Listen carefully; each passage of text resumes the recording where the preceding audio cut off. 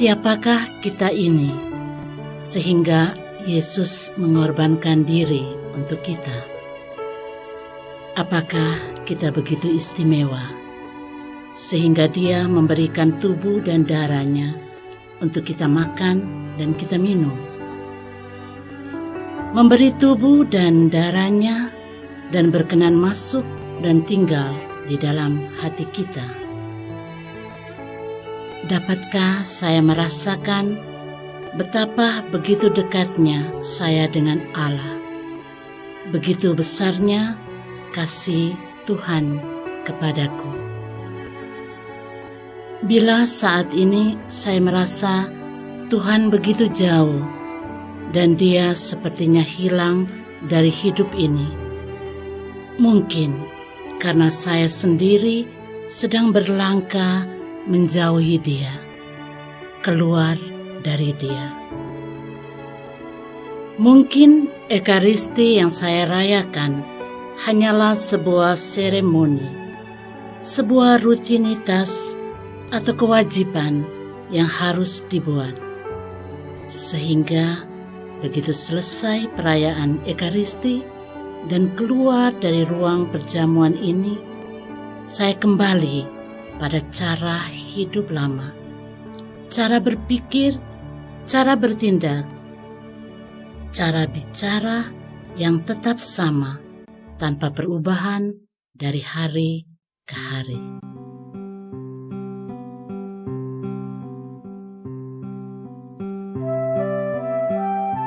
Di hati Yesus, saudara sulung kita, selalu ada kasih yang begitu besar untuk kita. Kasih yang membuat Dia menerima siapapun yang datang kepadanya sebagai saudara. Kasih yang selalu mendengarkan, bahkan mendengar suara yang tak terucapkan. Dia merangkul kita semua, memanggil kita hidup dalam komunitas, dalam keluarga. Apakah hadir bersama dalam perayaan Ekaristi dan menyambut tubuh Kristus dari piala yang satu dan sama membuat komunio di antara kita semakin erat terjalin?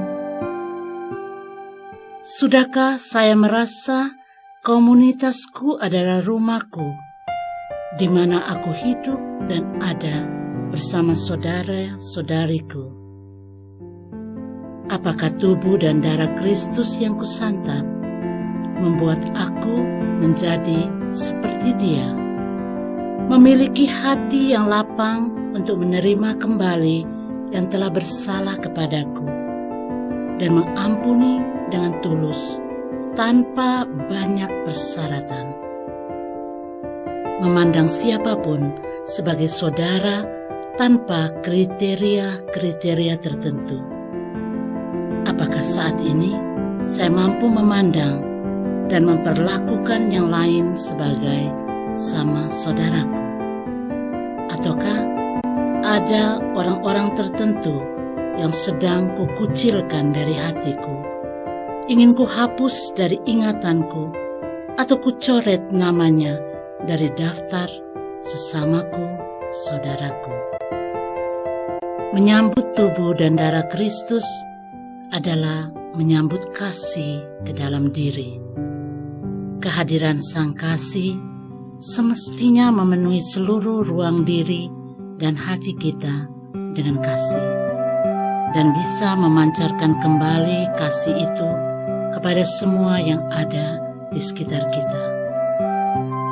Kekuatan kasih dalam Ekaristi semestinya menggerakkan kita untuk dapat mencintai Tuhan lebih mendalam di dalam diri sesama yang lain. Cinta itu lemah lembut, sabar, sederhana. Ia tidak mencari keuntungan untuk diri sendiri, rela berkorban bagi sesama, dan bahagia bisa memberi tanpa berharap untuk mendapatkan balasan. Itulah yang ditampakkan Yesus dalam tubuh dan darahnya yang kita sambut. apakah saat ini saya sungguh dipenuhi oleh cinta Kristus yang tulus?